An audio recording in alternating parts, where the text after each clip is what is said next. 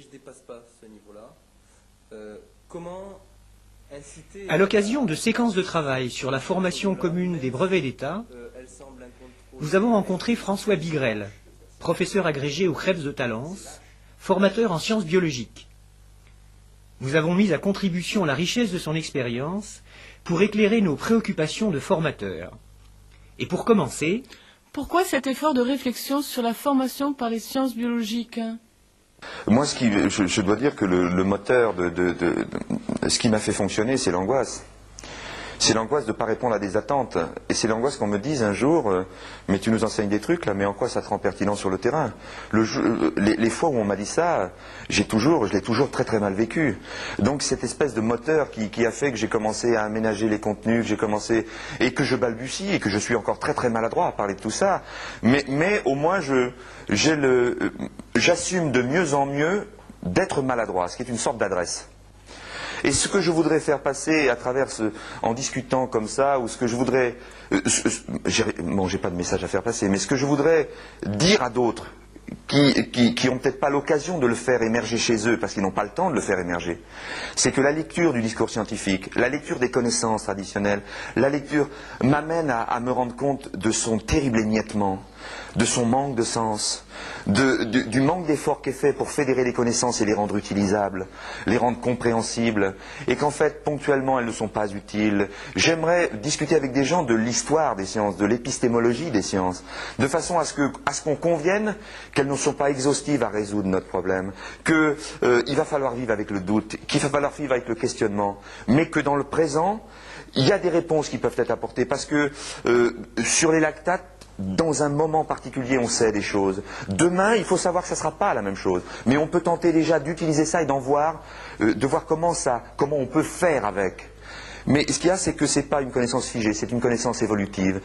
Savoir, par exemple, qu'une connaissance scientifique, elle n'est qu'un moment de l'histoire d'une science. Eh bien, rien que faire comprendre ça à un apprenant et à un formateur, qu'une connaissance n'est que le temps, n'est qu'un temps de l'histoire d'une science. C'est un moment qu'il faut obligatoirement passer avec quelqu'un. J'ai l'intime conviction que l'émiettement des connaissances, l'expertise, l'approfondissement est une condition nécessaire, mais il y a un traitement obligatoire de cet émiettement pour lui donner du sens, pour donner du sens à la science et pour la rendre utile à être capable d'être utilisé ailleurs. La première chose que j'ai en fait faite, c'est de réorganiser les programmes tels qu'ils étaient proposés. Mais en fait, il faut avoir le courage à un moment de laisser tomber les détails et de se dire très tranquillement que lorsqu'on fait une analyse de la performance ou une analyse de la vie ou du comportement en termes physiologiques, eh bien on peut classer tous les savoirs dans deux grands domaines, même si d'ailleurs ils interfèrent, hein. Mais il y a des problèmes bio-informationnels et il y a des problèmes bioénergétiques. L'un des premiers avantages de la modélisation à un niveau suffisamment large mais général, c'est qu'il est inducteur de questions qui permettent de commencer à organiser le terrain.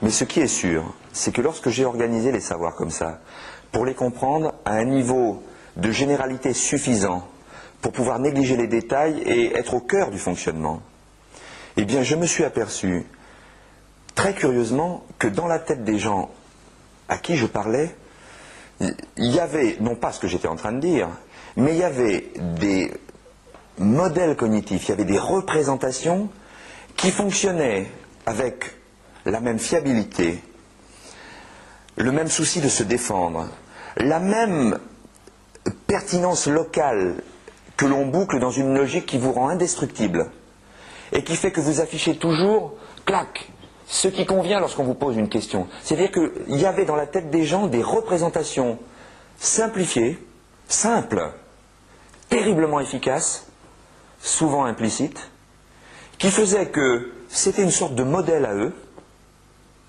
et que je m'apercevais, et c'est une des raisons pour lesquelles je me suis aperçu que le savoir linéaire ne convenait pas, c'est que quand on affronte un modèle comme ça, représenté dans la tête des élèves, avec un savoir pointu, on ne remet pas en cause le modèle. on le fait vivre à côté de la représentation du sujet, mais il ne se l'approprie pas parce qu'elle n'est pas du même ordre que la représentation du sujet. Et que véritablement, pour changer la représentation, il fallait utiliser les mêmes outils. C'est-à-dire utiliser de nouvelles représentations, ou des représentations qui allaient faire bouger les représentations des élèves.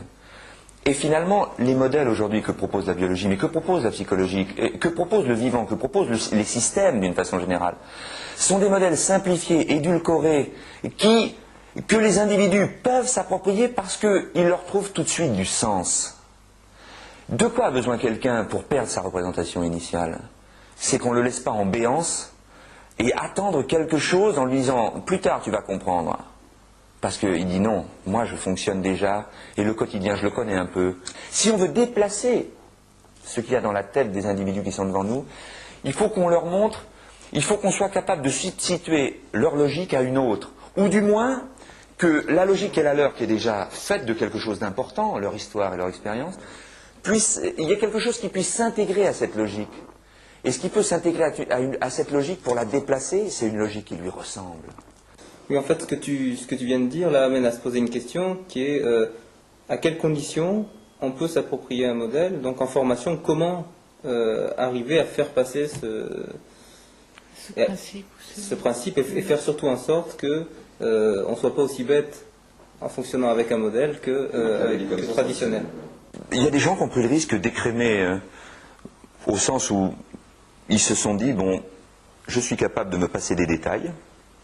Intellectuellement, je sais qu'on me fera peut-être le procès de ne pas rentrer dans l'analyse des points d'insertion, mais j'ai le courage de m'en moquer. Il y a des gens qui ont pris le risque de dire, à travers 9 ou 10 principes très généraux, eh bien voilà, ça s'organise comme ça, voilà ce qu'il faut savoir quand on est entraîneur. Alors ça pose le problème, ça, c'est que lorsque des enseignants tout venant sont confrontés à ces principes, ils disent, bon, les 9 principes, moi je les fais en 1 heure, les 9 principes. Et qu'est-ce que je fais du reste de mon enseignement, du reste de temps qui m'est donné pour enseigner? Et à mon avis, c'est là où il faut véritablement faire œuvre de formation de l'entraîneur. C'est que ces 9 principes ou ces 10 principes, il faut prendre 1000 exemples soi-même. Il faut donner à celui qui est en face de vous l'occasion de les faire fonctionner. Il faut rentrer ces principes dans une logique d'appropriation de celui qui va les faire fonctionner.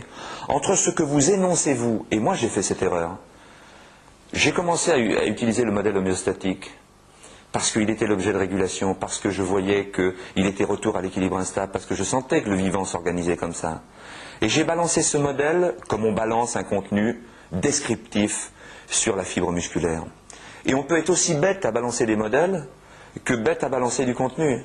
Je ne prenais pas la précaution en 10, 15, 20 heures de me rendre compte si les gens qui étaient en face de moi s'étaient appropriés ce modèle.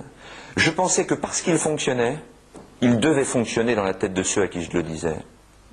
Et en fait, je l'avais écrémé, je l'avais décanté, je savais qu'il était performant, et j'ai utilisé une façon de l'enseigner qui renvoyait à la façon avec laquelle j'enseignais auparavant. Parce que le gars, qu'est-ce qui va lui rester quand il va être parti? Il va dire, Bigrel, il m'a parlé d'homéostasie.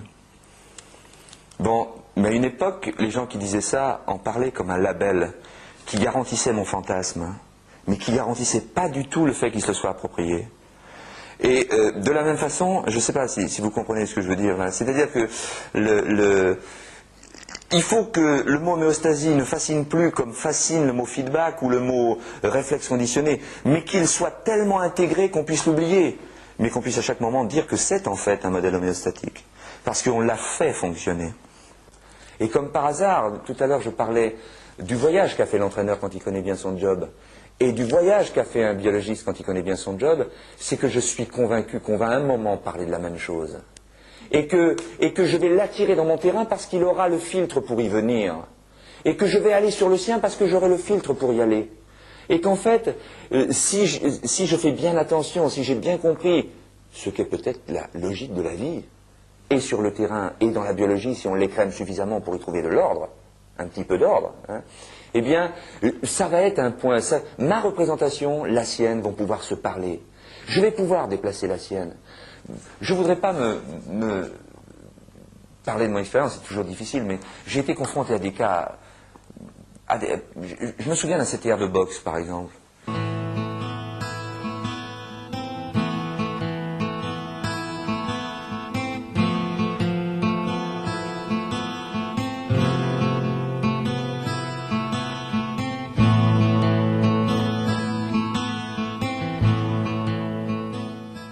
Tu es CTR de boxe. Il y a une question que je me pose depuis toujours, c'est qu'est-ce que c'est que le punch? Alors il me disait, là, faut pas vous interroger plus loin que ça. Hein. C'est un problème très simple, le punch. Il y en a qui l'ont et il y en a d'autres qui ne l'ont pas. Et finalement, bon, c'est pas, on le voit très très vite, vous savez en plus. Hein, on le voit très très vite. Donc c'est pas un problème très complexe. Après, il faut beaucoup travailler. Mais il est évident que ceux qui ont le punch sont un peu avantagés par rapport à ceux qui ne l'ont pas. Et moi, j'ai le sentiment que le punch, c'est pas inné. Quoi. Ou disons, tout ce que j'ai fait en biologie, en psycho, fait que le problème inné acquis, par exemple, il n'est pas aussi simple que de dire le punch, ça existe ou ça n'existe pas. Et j'ai dans ma tête un modèle général du vivant qui fait que je ne peux pas reconnaître le punch comme étant inné. Je ne sais pas si ça se raccroche à... Et j'ai commencé à discuter avec lui sur le punch. Et il y avait les autres qui étaient là. Et j'ai dit au CTR de natation, tu sais, on va avoir la même discussion sur la glisse tous les deux. Parce que la glisse, il faut que tu m'en parles. Et il avait, comme par hasard, fâcheusement tendance à dire aussi que lui, il y en avait qui l'avaient et qui ne l'avaient pas. Donc on s'aperçoit finalement que sur des problèmes aussi complexes que ceux-là, sur des problèmes qui sont au cœur de leur quotidien, hein, eh bien, ce sont des problèmes éludés parce qu'ils n'ont pas le début du premier outil pour attaquer cette complexité. Et qu'est-ce qui se passe dans ces cas-là? On régresse sur ce qu'on sait déjà faire, et sur le discours qu'on a déjà, et qui boucle sa propre logique, et qui fait qu'on est bien avec le punch, puisqu'on sait que c'est inné. Ça pose aucun problème, le punch. Et il y en a qui l'ont, il y en a qui ne l'ont pas. J'ai peut-être pas de réponse à lui apporter, hein, c'est clair. Mais ce qu'il faut, c'est que je sème le doute. Parce que s'il y a quelque chose qui doit être fait par rapport à la performance aujourd'hui, c'est au moins qu'on essaie d'emboucher les bons instruments pour pouvoir en parler, ou mieux en parler qu'on en parle. Ce type d'a priori sur l'innéité du punch fait que l'on se condamne à être des trieurs d'athlètes et non pas des éducateurs susceptibles de développer les habiletés. Le punch est une habileté de très très haut niveau. C'est une accélération maximale et dans des conditions extrêmement particulières. C'est une habileté de très très haut niveau, le punch. Et ça serait avoir des connaissances, oui, tout simplement pour aborder autrement l'habileté. Parce qu'il va régresser sur sa position, il va dire, moi le punch je connais, je suis spécialiste de boxe. Donc il faut que j'attaque cette représentation. Pour attaquer cette représentation, j'ai d'abord tout ce que j'ai pensé du problème, mais j'ai une idée sur la façon dont se structure le système nerveux. Je sais qu'apparemment il est assez démuni à la naissance. Je ne sais pas terriblement mieux ce qui est de l'ordre de la machine organisée ou de la machine organisante lorsque l'individu arrive à la vie, enfin commence à la naissance. Je ne sais pas, mais je sais qu'il y a au moins une interrogation nécessaire et qu'il est très très démuni. Après, à part quelques éléments de type organisation réflexe qui lui permettent de survivre, téter sa mère, etc., je le sais pour le reste. Mais à ton CTR de boxe, est-ce que tu vas lui parler du système nerveux? S'il m'interroge beaucoup, sans doute. Parce qu'en dernière analyse, c'est à ça que je fais référence. Mais je vais commencer par lui dire quel âge a la personne chez laquelle tu constates du punch. Il va me dire, il a, mettons, 12 ans au maximum, hein, pas plus jeune. Je lui dis déjà, dis donc, tu confonds l'innéité avec démarrer une activité. Parce que l'individu démarre à 12 ans la boxe, tu vois qu'il a le punch, tu considères que ce qu'il a fait de 0 à 12 ans qui n'était pas de la boxe ne contribue pas à cette habileté. Ça, il faut déjà que tu me le démontres. Et que lancer un caillou relève peut-être autant du punch que ta façon, toi, de parler du punch. Je lui dis, tu sais, si je pense ça aussi, c'est pas... Toi, tu le penses par expérience. Mais moi, j'ai travaillé le système nerveux, je sais comment ça se structure. Si tu veux, je t'en parle. Et tu vas voir que je vais t'en parler pour te montrer que c'est pas évident que aussi évident que la façon dont tu viens d'en parler. Voilà. Et je vais lui parler de privation sensorielle, je vais lui parler d'expérience de lunettes inversantes, je vais lui parler de psychologie cognitive, je vais lui parler lui montrer que la motricité, la perception, je vais lui dire que c'est complexe, je vais de toute façon lui montrer qu'on a agi sur le système nerveux et qu'on a réussi à démontrer des choses absolument incroyables. C'est-à-dire qu'il n'y avait pas de perception sans mouvement, il n'y avait pas de... Et puis que l'exercice interférait avec la maturation et que l'exercice était structurant du système nerveux. Dans cette ère, tu lui sèmes le doute dans la tête, hein, en posant une question auquel peut-être ni lui ni toi n'ont de réponse, mais tu sèmes un doute. Hein. Mais ensuite, il retourne sur son terrain. Bon, et puis... il continue à former des gens, à entraîner des gens à la boxe, mais quelque part, il n'a pas d'autre... Enfin, il n'y a pas de nouvelle logique forcément qui s'est construite. Donc, bon, on sait un peu comment on fonctionne. Bon, s'il n'y a pas quelque chose à substituer, ben, on se retranche à nouveau dans son propre fonctionnement. Tout à fait. Mais j'ai aucune garantie sur la transformation que j'ai opérée en lui, si ce n'est le moment où il m'a parlé et où il m'a dit... Tu sais ce que tu m'as dit, ça me fait envisager les choses autrement. Il en fera ce qu'il voudra, c'est pas grave. Ce qu'il y a, c'est qu'il m'a compris. Il a eu le sentiment que je venais pas avec une recette, ce que, bien entendu, j'étais incapable de faire et de proposer. Mais je suis capable de lui parler des conditions à mettre en œuvre, peut-être certaines conditions à mettre en œuvre, pour que le punch ait plus de raisons d'apparaître, sans d'ailleurs lui garantir qu'il va apparaître. Voilà, c'est-à-dire je le mets dans une ambiance intellectuelle qui le rend peut-être un petit peu plus curieux des choses, alors que tu lui demanderais « es-tu curieux de la boxe ?» il dirait oui, mais la curiosité qui est là n'est pas, de mon point de vue, une curiosité de qualité. Je crois que la culture du formateur doit être la plus large possible pour être capable, devant ce que te présente le formé, devant la situation dans laquelle tu vas le mettre, de résoudre des problèmes très simples qui renvoient aux raisons qui sont celles avec lesquelles il s'est assis devant toi. C'est-à-dire venir se former par rapport au métier du sport ou au métier de l'animation sportive. Il s'est assis devant toi pour cette raison. Il attend quelque chose. Si, à partir de ce moment-là, tu n'es pas à même de partir de ce qu'il est pour le rendre curieux, pour le rendre capable d'aller chercher les connaissances, capable de lui dire, parce que toi tu as couvert largement ton domaine, de lui dire qu'il pourra les trouver là, comment il les a vécus, quel problème nouveau ça lui a posé, c'est-à-dire un enseignement qui soit finalement du même ordre que ce qu'il aura à traiter comme problème lorsqu'il sera face à l'athlète.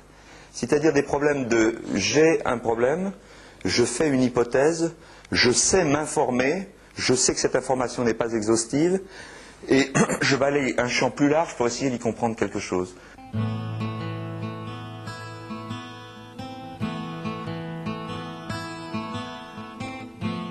En fait, la première chose à dire, c'est d'abord que la performance est complexe. Et qu'il y a un certain nombre d'éclairages qui sont satellites, et qu'ils ne devront négliger aucun d'entre eux. C'est pas par hasard si dans le bouquin d'Astrand qui s'appelle Physiologie de l'exercice musculaire ou quelque chose d'approchant ou de l'activité musculaire, je ne sais plus exactement, c'est pas par hasard s'il y a un schéma général qui montre qu'en bout de chaîne, c'est sûr, il y a une libération d'énergie parce que l'acte moteur est produit, mais qui fait remonter ça à des analyses sociologiques, à des analyses psychologiques, à des analyses environnementales, altitude, etc. Il en montre tous les déterminants. Après, la deuxième précaution, c'est de bien montrer quand même que s'ils veulent éclairer ça d'un point de vue biologique, ce qu'ils devront faire un jour, parce que ça a sa part, pas plus que sa part, mais ça a sa part, s'ils doivent le faire un jour, il faut qu'ils aient bien compris ce dont parle la biologie. Et l'idée, c'est peut-être d'exprimer en quoi soi-même formateur, on croit à l'approche biologique pour comprendre la performance. C'est-à-dire que je dis voilà, quand la physiologie c'est le fonctionnement des organismes, un organisme quand ça fonctionne comment? Ça fonctionne comment? Eh bien je dis d'abord qu'il y a différents types d'organismes et que nous sommes des organismes particuliers et qui fonctionnent différemment d'autres organismes. Il y a deux grandes catégories d'organismes. Et nous sommes une de ces catégories évidemment. Hein, nous représentons avec les animaux une catégorie d'organismes qui utilisent de l'énergie, mais d'une façon très particulière. Les autres, non. Il y a les végétaux et les animaux, qui sont deux organismes qui partagent une chose en commun, c'est qu'ils ont besoin d'énergie les deux. Mais pour la trouver, les végétaux ne l'utilisent pas de la même façon que les animaux. Et si je ne sais pas, moi, comment je gère l'énergie et comment je la trouve, je ne comprendrai jamais la performance. Parce que c'est une façon de la comprendre que de connaître l'histoire de l'énergie, par exemple. Ma façon de m'approprier l'énergie. Alors, bon, de modèle en modèle, comme ça, j'attire une curiosité, je commence à donner du sens, le sens que j'ai moi-même donné. Alors, j'ai toujours le problème, je m'illusionne peut-être sur la façon dont les gens comprennent ça, mais je fais confiance à leur bon sens. Et je n'hésite pas à prendre des analogies du type voiture, pilote.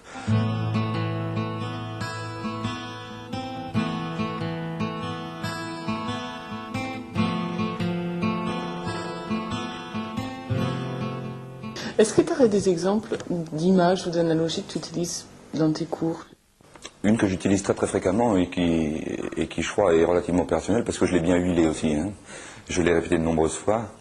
C'est la comparaison entre le volume maximal d'oxygène en biologie, en physiologie, et le salaire mensuel. Alors je ne sais pas si je détaille un petit peu comment je m'y prends pour expliquer ça. Voilà. Bon, succinctement, la fibre musculaire travaille avec 3 filières énergétiques, hein. Et il y en a une qui a des caractéristiques particulières, qui est la filière la plus naturelle, puisque nous sommes des organismes aérobies. Et lorsqu'on étudie cette filière, on s'aperçoit qu'elle a une caractéristique très particulière. Elle est limitée dans sa puissance. Il a donc une puissance limitée à l'exercice de type aérobie. Et les gens ont beaucoup de mal à comprendre ça. Puissance, capacité, puissance maximale aérobie. Ils ont du mal à comprendre cette notion et j'utilise la comparaison du salaire mensuel. Et je dis finalement, vous avez au plan énergétique musculaire, c'est exactement comme quand vous utilisez de l'argent. Vous avez un salaire mensuel qui tombe régulièrement, hein. Si vous êtes fonctionnaire, il tombe jusqu'à 55, 60, 65 ans. Mais il est évident que ce salaire, il est limité en puissance. C'est-à-dire que vous l'avez X par mois. Vous pouvez compter sur lui de très nombreux mois, certes, mais ce n'est pas le problème. Le problème, c'est qu'il est X par mois. Eh bien, la fonction aérobie, c'est exactement la même chose. Elle est limitée en puissance. On n'utilise pas des mois, mais on utilise des minutes pour signifier le temps, ou la puissance par temps, mais c'est exactement la même chose. Donc, si vous voulez acheter une maison, par exemple, vous êtes obligé de dépasser largement vos capacités du salaire mensuel. Votre fonction aérobie va donner la puissance qu'elle peut au moment où vous achetez la maison, mais elle ne pourra pas dépasser cette puissance. Vous serez obligé de faire un prêt quelque part, parce que votre salaire mensuel ne suffit pas à combler ce qui vous est nécessaire. Vous faites un déficit d'oxygène, vous faites un déficit d'argent, vous faites une dette d'argent. Et par contre, ce qu'il faut bien se rendre compte, c'est que le salaire mensuel va permettre de payer cette dette. Et puis, il lui faudra du temps pour la payer. Comment tu resitues ça dans ton modèle homéostatique? Ou à quel moment est-ce que de ce particulier que sont les filières, tu reviens? Ah bien, ça revient assez vite puisque la fonction aérobie est au cœur des processus de récupération, hein. Elle évite de faire des dettes au cours de l'exercice si elle est puissante, et post-exercice, c'est elle qui paie toutes les dettes au titre du salaire mensuel, et que finalement, le retour, plus le VO2 est élevé, VO2 max est élevé, plus le retour à la normale est rapide, et plus l'individu récupère la large fluctuation de l'homéostasie qu'il s'est offert en réalisant un exercice. Car un exercice, ce n'est pas une nouvelle homéostasie. Un exercice, c'est mettre à mal ces constantes homéostatiques dans des franges plus larges que l'individu sédentaire qui peut les mettre à mal que dans une petite frange autour de l'équilibre normal, hein, qui est 37 degrés de température, 7,3 de pH, autour de ces constantes très strictes. Un individu sédentaire descend à 7,1, 7,2 à l'exercice, il arrive à acidifier son milieu et à continuer à réagir, à agir à peu près normalement, mais l'individu entraîné descend en dessous de 7 sans aucune difficulté. Eh bien, le modèle homéostatique, il est tout de suite derrière parce qu'on sait que le retour à la normale, le retour au repos, eh bien, il va être occasionné par la fonction aérobie et qui va le permettre plus rapidement chez l'individu entraîné que non entraîné. Il est au cœur du débat, on peut y revenir très très vite.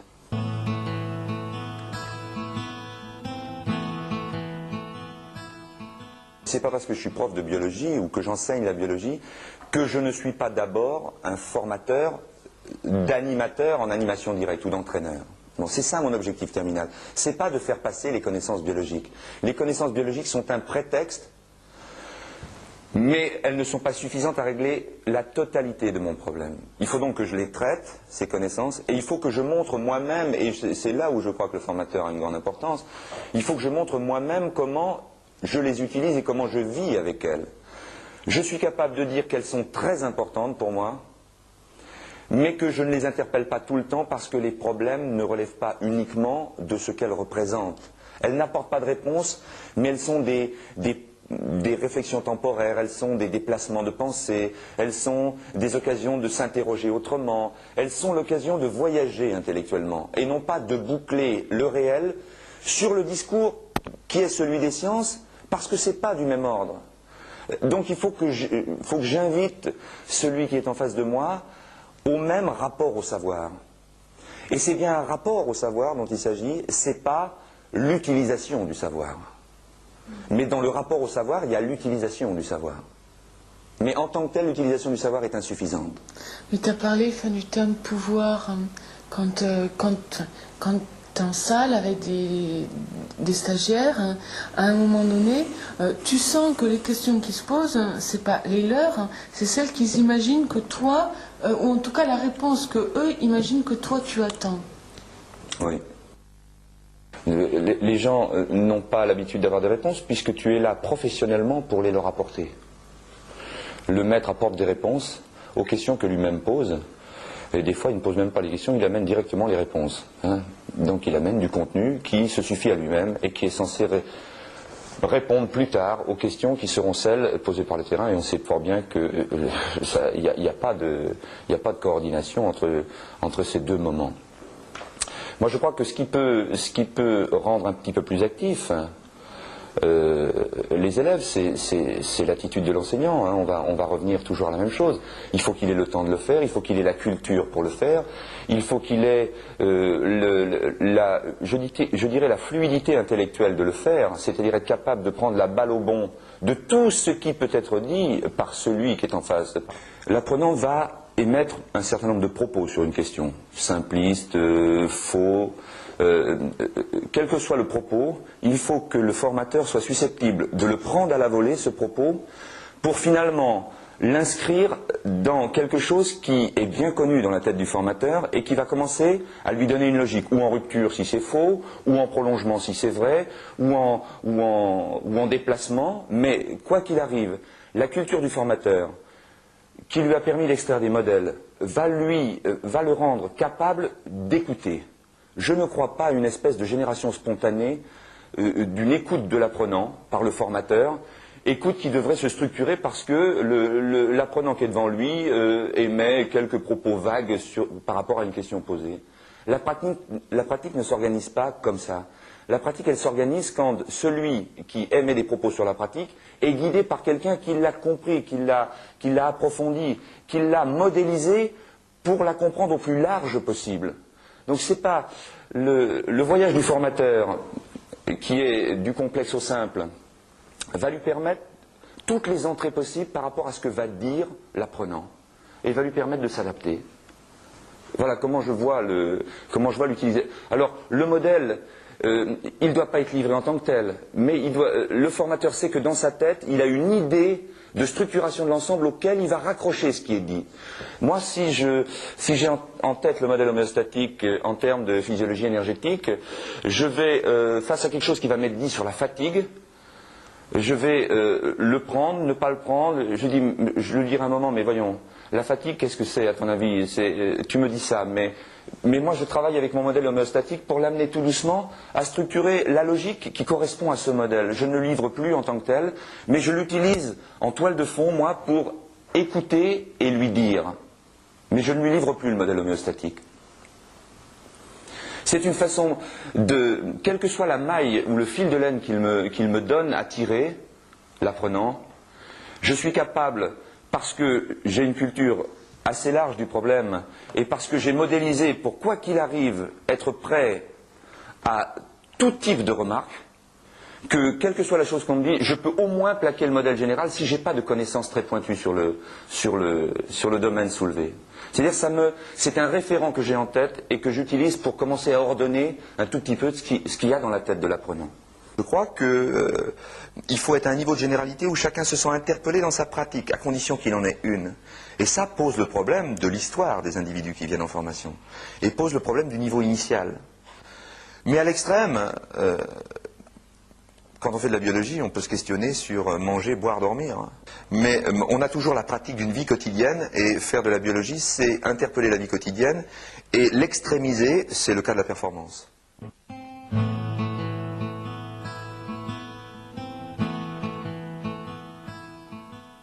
C'est le voyage de chacun des enseignants dans la discipline qu'il a choisie. Aux extrêmes, aux plus grands extrêmes possibles dans cette discipline, qui va lui permettre de comprendre ce qu'est du détail dans ce qu'il apprend et ce qui n'en est pas. Lorsque l'on aborde une discipline de façon superficielle, en disant c'est suffisant pour enseigner à des BE, on va rester prisonnier du détail parce qu'on n'a pas la culture suffisante dans la discipline pour peser le poids des différents éléments qui constituent cette discipline.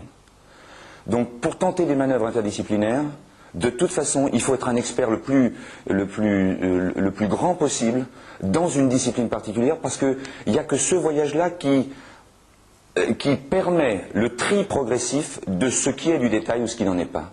Et finalement, les synthèses, les modèles extrêmement succincts et qui tournent bien, généraux, sont beaucoup plus le fait d'une édulcoration progressive, d'une élimination progressive, beaucoup plus que le fait d'un contact direct quand on aborde la discipline. On attend nos élèves en professorat de sport, en agrégation, dans les BE2, on les attend dans des synthèses qu'on n'est pas capable de faire nous-mêmes. C'est là qu'on les attend. Donc moi je dis, aujourd'hui c'est pas honnête l'honnêteté qu'on m'affiche, c'est malhonnête l'honnêteté qu'on m'affiche.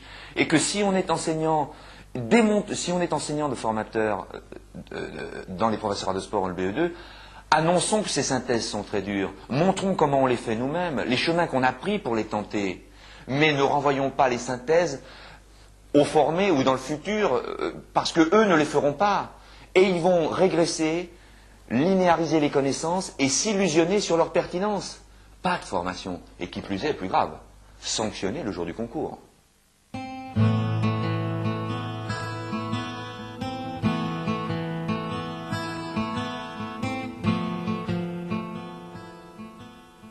Les formateurs ne changeront pas leur discours du jour au lendemain si on ne change pas les modalités d'évaluation. Et si les questions restent la pronosupination, le prof d'anat, il ne va pas changer ses façons de faire, alors qu'il a envie lui-même de les changer peut-être. Bon. C'est ce que j'évoquais précédemment en disant que le contrôle continu pouvait être une chance extraordinaire, car il échappait aux représentations des gens qui posaient les questions, qui posent les questions, et qui sont peut-être pas si avancés que ça par rapport à la subtilité du rapport théorie-pratique. Il y a tout un travail, tout un aménagement systémique au niveau de chacun des facteurs constitutifs, modalité d'évaluation, temps de préparation, formation des formateurs, aménagement des contenus. Il y a tout un travail à entreprendre qui je crois, va se faire.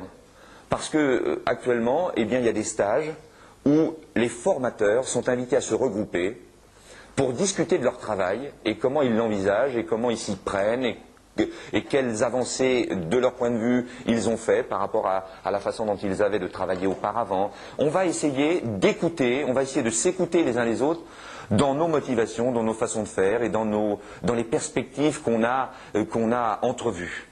Et ça va me paraître un temps décisif. Il va falloir faire remonter ça à la centrale et leur dire que, voilà, eh bien, un temps de formation de tant d'heures nous paraît important.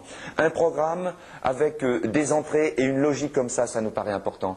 Un temps de préparation pour nous, un temps de rencontre entre nous, un travail bibliographique, l'écriture d'un mémento d'entraîneur, la rencontre avec des gens du spécifique. Il y a tout un tas de problèmes à aborder qui fait que si on a commencé par les connaissances scientifiques au début de cet entretien, elles sont un des éléments, mais peut-être un petit élément de cet ensemble.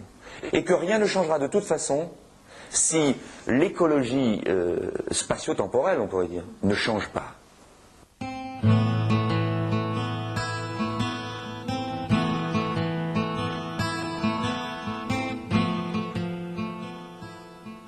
Un formateur, pour moi, il doit avoir 3 grands domaines à investir. Il faut absolument qu'il tente, et je l'ai déjà dit, de faire le voyage le plus large possible dans sa discipline, en essayant de la comprendre. La comprendre suppose qu'il tente d'utiliser des modèles qui fédèrent, qui organisent les connaissances. Et il y a un moment où les modèles restent les mêmes, les connaissances augmentent, mais les modèles restent les mêmes. Donc ça, c'est la première chose. Donc, être un expert dans sa discipline ouvre à la complexité, ouvre à la relativité. Bien. Et ouvre à la modélisation, et ouvre à la compréhension. C'est très important. Deuxièmement, il doit travailler sur l'histoire de sa discipline. Parce que il verra que la façon dont les connaissances existent aujourd'hui, eh bien, c'est pas la linéarité qu'il suppose lui, c'est pas l'additivité qu'il suppose qui a amené les connaissances à être ce qu'elles sont. Et qu'il y a eu des ruptures, il y a eu des logiques, il y a eu des changements d'ordre, il y a eu des chaos. La troisième chose qu'il faut faire, c'est dans nos métiers, quand on est spécialiste, quand on fait de la formation au tronc commun, c'est être un bon pratiquant. Et pas de haut niveau, mais être un expert à interroger sa pratique. Hein, c'est-à-dire avoir sans arrêt tenté de rapprocher deux choses un petit peu irréductibles l'une à l'autre, c'est la pratique et la théorie. Hein, j'ai évoqué l'histoire, j'ai évoqué aller à fond dans sa discipline, j'ai évoqué être un pratiquant, j'évoquerai une quatrième peut-être qui est un petit peu en rapport avec celle concernant la profondeur d'investigation dans sa pratique, c'est que il doit s'ouvrir autant que faire se peut au discours des autres sciences. Et il ne pourra le faire que si lui-même a bien mis de l'ordre ou a bien compris la sienne.